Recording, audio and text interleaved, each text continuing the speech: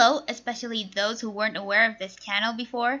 I'm Lala, and this is a video series called The Autistic Codes, in part of this year, 2018's April, also known as Autism Acceptance Month. In this series, we'll explore how autism or autistic-coded behavior manifests in media, and especially focuses on New Zealander comedian Jemaine Clement, whose characters share similar autistic-coded traits. So let's get these facts straight. Yes, I'm autistic, a professionally diagnosed one for those who are skeptical. That's all I can say about it right now. Second, just because Jemaine Clement's characters are autistic-coded doesn't mean he's autistic himself. He may just be good at playing autistic-coded characters. Lastly, I'm not an expert on comedy nor film. A lot of these examinations are based on my experiences as an autistic person watching entertainment in addition to some external sources. Let's start with the basic stuff, especially for those who decided to watch this video not really in the know. What's autism? Okay, there are people who can explain autism way better than I can. A good source is Neuro Wonderful's playlist. There's also some information about autism on the Autism Acceptance webpage in the description below.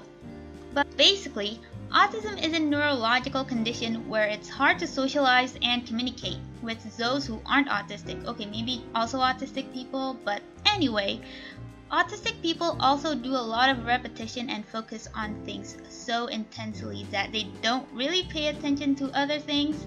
I'll explain more as this video continues. Comedy is a means of entertainment to make us laugh. Okay, that's obvious.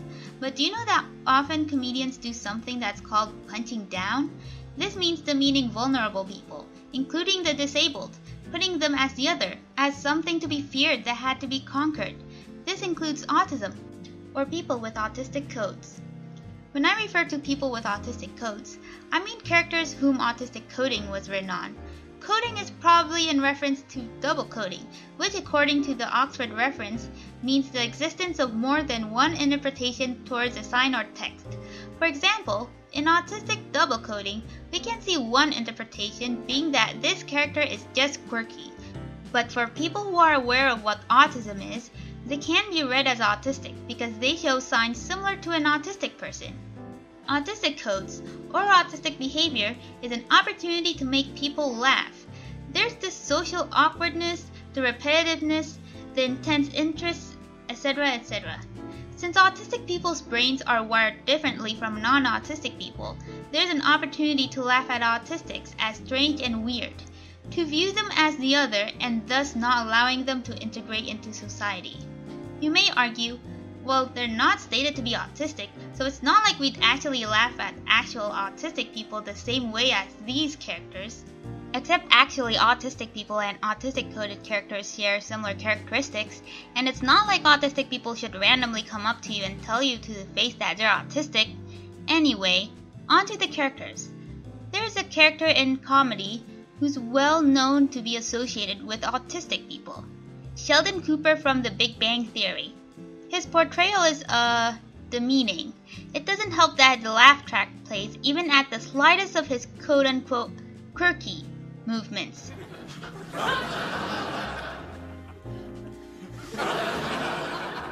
It's pretty subverted in Atypical, featuring Sam Gardner, who's explicitly autistic unlike the other examples. I mean, even the show centers around his autism. Anyway, it didn't have any laugh tracks, and as a result, I couldn't find anything funny. I didn't know where it's supposed to be funny, though I am suspicious that I was supposed to laugh whenever he did some autistic behavior towards someone similar to Sheldon. Fortunately, there are ways for autistic codes to be used in a funny way, without being inappropriate. There's Abid Nadir from Community. Abid delivers his autistic codes very well. He's very well liked amongst autistic people. His creator Dan Harmon being autistic himself definitely helps. And finally, there's Jemaine Clement. No, not Jemaine Clement, who plays a man whom the character was loosely based on, but Jemaine Clement from HBO's Flight of the Conchords. Jemaine and Flight of the Conchords in general are underrated compared to what I mentioned before, because not only the New Zealand accents can become confusing for some, but it only ran for roughly 2 years. That's when Tumblr was still in its infancy. So anyway, I think he's a very good example of integrating autistic codes with comedy. Yes, all the Kiwis in the show are quirky. Hey, I'm walking here! But it's Jemaine's autistic codes that sets him apart from the others. So what makes Abed and Jemaine good examples of autism in comedy, while Sheldon and Sam not? Well, it comes down to 3 things, at least what I could find so far. The first one is to become the subject, not the object. By object, I mean someone being observed by another character.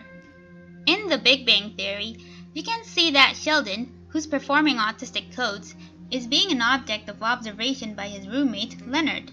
Penny, I told you if you don't put him in his crate at night, he just runs around the apartment. By making an autistic-coded character an object to be observed, they are considered the other. They aren't given autonomy nor opinions on their own actions. The laugh tracks don't help either. For a more detailed comparison, watch these 2 scenes that use the same theme, which is giving romantic advice, but one is a poor example of using autistic codes, while the other is a good example. See if you can tell which one's which.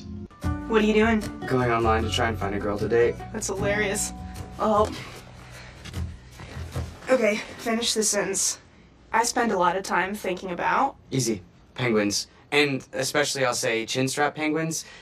They're my favorite bird. But all 4 types of Antarctic penguins are good. Did you know early explorers thought that they were fish and classified them that way? Not birds. Fish. Okay, I'm gonna put sports. It's a bit long. Okay. It's 2 hours long. Yeah. Anything else? Yeah. What's it?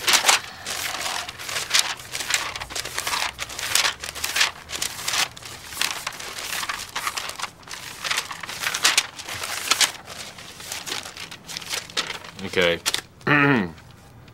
Okay. I'd climb the highest mountain. Would you actually do that? Probably not. Well, you're sort of promising that you would. But that's a metaphor. Oh, is it? Oh, okay. Yeah. What's it a metaphor for? For that I'd do anything for her. Would you climb the highest mountain for her? Oh god, I see. No, ask me that. No, I wouldn't do a lot of this stuff. Just in case you didn't know which one's which, I didn't mix them up. The poor example's the former, while the good example's the latter. In the former case, Sam didn't have much of a say of how he should write his profile. You can say he had lost his autonomy, which was especially signified by his sister, Casey, taking his laptop without his consent. She proceeded to ask his input, but after he expressed it by talking about his special interest, which is penguins, she denied his opinion and told him that he should just lie. The icing of the cake would be in this scene. I think this might go quicker if you just leave. By telling Sam to leave, all the control was given to Casey and thus emphasizing Sam's lack of involvement, thus becoming a passive person. This is different with the latter case. Good comedic timing aside, Jemaine is the one who gives advice to Brett, who's writing a romantic song. His autistic codes color the gag by using what I would say an adult autistic's take on being literal. He did understand that Brett willing to climb the highest mountain for someone was a metaphor. What he didn't understand was that doing anything for someone didn't literally mean everything, so he proceeded to ask whether Brett would still climb the highest mountain. The good thing here is that Brett agrees with him and even gave his own input. You may say that one of these people are an object, when in fact none of them are. The object is the lyrics that Brett's making for his girlfriend, Coco. So what I'm saying here is that autistic coded characters, and this is not just limited to ones in comedy, should take an active role and become the subject, rather than a passive object of observation. This way, it would be easier to empathize these characters and also people who share their traits. The second thing to keep in mind when putting autistic coded characters in comedy is to make sure that they're comfortable. At least not when they're vulnerable. This was seen in both Sheldon and Sam. Sheldon remained to be laughed at, even though he's having a hard time trying to figure out a formula, while I think we're supposed to laugh when Sam catches himself being judged by others when he's doing any autistic behaviors. Abed, even though there are times when he is distressed, he's almost never vulnerable when he's being funny. In fact, there are times where he's proud of his humor. The old man grabbed me and said, "Hey, smoke up, Johnny!" "No, Dad, what about you?" Well, that actually was from The Breakfast Club. Nobody puts baby in the corner. Dirty Dancing.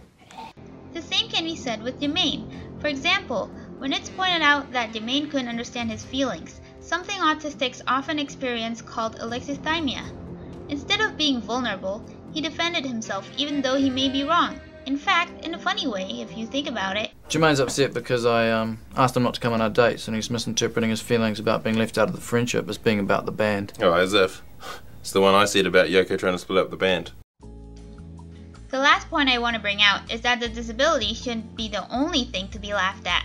It's often that the autistic codes don't get mixed with other aspects of humor, and they just present them as it is, expecting the audience to laugh at them just because they're weird. This would be one of the primary flaws in Sheldon and especially Sam. There's no funny content inside their seemingly empty autistic coded shell. This is why I can't figure out where an atypical is supposed to be funny. I mean, there are supposedly mocking remarks towards Sheldon's autistic codes to fulfill their superiority. You're going to mock me, at least get your facts straight. Aye, aye, Captain. But that's on the non-autistic, so it wouldn't count. See, comedy isn't just being weird. There's action, timing, content, setups with their payoffs, and other things you'd find in good comedy. It's not presenting autistic behavior as just autistic behaviors. If it were that way, it'd look more like a documentary than a comedy. Autistic-coded characters in comedy can and should provide comedy that isn't centered around their autistic codes. It's called not making a one-dimensional character. Autistic people aren't defined solely by their autism, but also other attributes. This includes their sense of humor. Habits consist of wit, meta-humor, and playing with expectations. Some are heavily mixed with autistic codes. I can arguably say that they're supported by them. Believe me, every day in that country, people are being killed for speaking out. And the worst part of it is, when it's all over... Spoilers. It's gonna be as if it never even happened. Hey, Abed, real stories, they don't have spoilers. You understand that TV and life are different, right? He does perform some quirky things for the sake of being quirky, but because of the cinematography and timing, it can be portrayed in a positively humorous light. Jemaine's humor has wordplay, deadpan, and sarcasm that's associated with British humor, though I'd call it Commonwealth humor since New Zealand is part of the British Commonwealth. Like Abed, he also uses his autistic codes for the sake of being weird, but it's usually within a broader context that doesn't center around him. Take this scene for example. Murray and I miss you, and we want you to rejoin the band again. Really? Yeah, on one condition, that you... I'm not gonna kill him, man. Even though he used the wrong body language to communicate that he wanted Brett to leave Coco, the humor isn't just about him making the wrong body language. It also has the context of Jemaine wanting Brett and Coco to break up. The setup was Jemaine expressing how he and Murray wanted Brett to rejoin the band, while the payoff was Jemaine using the awkward gesture to signal the condition. Also notice how the gag was very brief compared to the overall plot of Brett having to choose between the girl or the band. This gave room to other gags, making Jemaine's autistic codes not solely define his character nor the overall comedy. If you want to make comedy involving inappropriate behavior, make sure other characters call them out for it and make the autistic coded character realize their mistakes. Because autism should not be an excuse for bad behavior. Or if you want to make an autistic coded character a mischievous character, it's not like autistics are perfect angels either.